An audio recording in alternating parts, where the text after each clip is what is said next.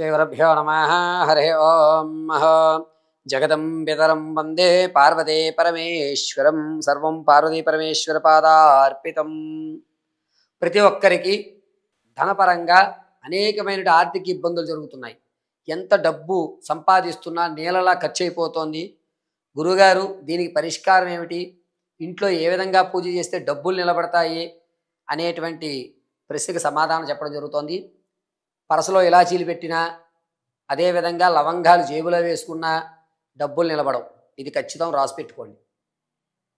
డబ్బులు ఇంట్లో నిలబడాలి అంటే తెల్లవారుజామున 5:30కి మీ ఇంటిని శుభ్రం చేయాల్సిందే. ఎట్టి పరిస్థితుల్లోనూ తడిగుట్ట పెట్టినా పెట్టకపోయినా పర్వాలేదు, కానీ చీపురుతో మొత్తం ఇల్లంతా తొడవలసిందే. 5:30 గంటలకి తుడుచుకుని 5:45 లోపు స్నానం ఆచరించేయాలి.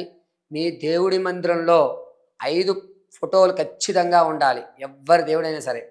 మొట్టమొదటగా గణపతి, తదునాంతరము పార్వతీ పరమేశ్వరుల కలయికతో ఉన్న ఫోటో, వెంకటేశ్వర లక్ష్మీదేవి కలయిక ఫోటో, మీ గ్రామ దేవత అంటే మనం అందరం ఒక ఊళ్ళ నుంచి వచ్చిన వాళ్ళం. ఒకవేళ సిటీలో ఉన్నవారు, ఈ సిటీలోకి ఎవరు అమ్మవారు? పెద్దమ్మ, జూబ్లీ హిల్స్ పెద్దమ్మ ఫోటో ఉండాలి. ఊర్ల నుంచి వచ్చేవారు మీ ఊర్లో మైడమ్మ, మాసమ్మ, పోచమ్మ, ఎల్లమ్మ ఫోటోలు అవి ఉండాలి. బాలమ్మ ఇటువంటి ఫోటో. తదనంతరము నీ యొక్క కులదేవత ఫోటో ఉండాలి. ఈ 5 ఖచ్చితంగా ఇంట్లో ఉండాల్సిందే. తర్వాత ఏ ఫోటోలైనా ఉన్నవండి. వీటికి నిర్మాల్యాలు అంటే నిన్న పెట్టినటువంటి పుష్పాలు ఏవైతే ఉన్నాయో అవన్నీ తీసేయాలి, శుభ్రం చేసుకోవాలి. అంటే ఆ నిర్మాల్యాలు పూర్తిగా తీసివేసి తదనంతరం చక్కగా తోమినటువంటి పెట్టిందే పెట్టి కాదు, దీపారాధన కుందులు ఎప్పుడు శుభ్రంగా ఉండాలి. ఆ దీపారాధన కుందులో 2 ఒత్తులు కలిపి ఏకం చేయండి, మరొక 2 ఒత్తులు కలిపి ఏకం చేయండి. అలా 2 ఒత్తులు వెలుగుతూ ఉండాలి. ఇటు 2 ఒత్తులు, ఇటు 2 ఒత్తులు వెలుగుతూ ఉండాలి. దీపారాధన 6:30లోగా పూర్తి అయిపోవాలి. ఖచ్చితంగా చెప్తున్నా, 6 గంటలకు ప్రారంభం చేసుకోండి. 6:30 లోపు పూజ పూర్తి చేయండి. తెల్ల పువ్వు పెట్టావా, ఎర్ర పువ్వు పెట్టావా, మందారం పెట్టావా, లేకపోతే ఈరోజు మల్లెలతో అర్చన చేసావా కాదు, ఏదైనా పుష్పం పరిమళ శోభితంగా ఉండాలి. అలా అని చెప్పి బంతి పూలు వాడడానికి పనికిరావు. పరిమళంతో సువాసన భరితమైనటువంటి అది నువ్వు వాసన చూసి పెట్టకూడదు. స్వామివారి దగ్గర పెట్టిన తర్వాత నువ్వు చేసేటువంటి మంత్రోచ్చారణ వల్ల ఆ దీపాల కాంతిలో స్వామివారి యొక్క కళ్ళు చూస్తున్నప్పుడు, నీ కళ్ళు స్వామివారిని చూస్తున్నప్పుడు ఒక వైబ్రేషన్ ఖచ్చితంగా పుష్పాల నుంచి నీకు అనుభవిస్తుంది. అది 6:30లోగా చేయాలి. తదనంతరము 5:15లోపు ఏ నైవేద్యం పెట్టాలి గురుగారు మరి అంటారు. దొరికితే మిశ్రీ పెట్టుకోండి, పంచదార పెట్టుకోండి, మీ ఇష్టం. కానీ ఇక్కడ ఏమిటంటే నువ్వు ఏ నైవేద్యం పెట్టావు అనే దానికంటే ఆ నైవేద్యాన్ని ఎవరికి ఇస్తున్నావు అనేది ప్రాధాన్యం.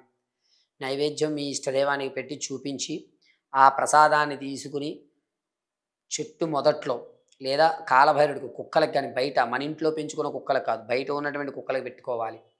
లేదా పక్షులకి మేతగా పైన ఎక్కడన్నా పెట్టాలి. పిట్టలకి గింజలు వేయాలి. ఇలా వేసుకుని 7 గంటలకల్లా చక్కగా మీ ఆఫీస్ పనులు మీరు వెళ్ళిపోవచ్చు.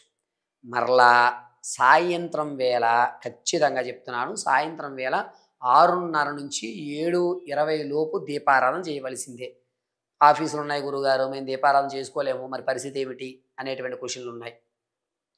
అమ్మా, మీరు 7:30కి ఇంటికి వచ్చినా స్నానం చేయాలని రూల్ లేదమ్మా. నీ మనసు ప్రధానం.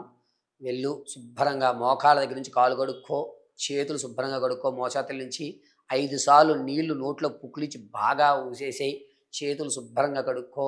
చక్కగా అమ్మవారు ఎదుట 1-2 నిమిషాలు కూర్చుని దీపారాధన చేసుకుని నమస్కారం చేసి, అమ్మా నీ వల్ల నేను ఈరోజు నా ఆఫీసు పనులు అన్నీ పూర్తి చేసుకుని ఇగో 2 నిమిషాలు నీ ముందు కూర్చునేటువంటి సమయం ఇప్పుడు దొరికింది అని చెప్పి నమస్కారం చేసుకుని, తదనంతరము ధూపము, పంచదార నైవేద్యం చూపించుకుని మీరు మీ పనులు మీరు చేసేసుకోండి. రాత్రి వేళ భోజనం చేసేటప్పుడు మాత్రం ఈ 5,000 నోట్లోకి వెళ్ళడానికి నువ్వే నాకు శరణం వెయ్యావమ్మా అని చెప్పి మీ కులదేవత తీసుకుని భోజనం ఆచరించండి.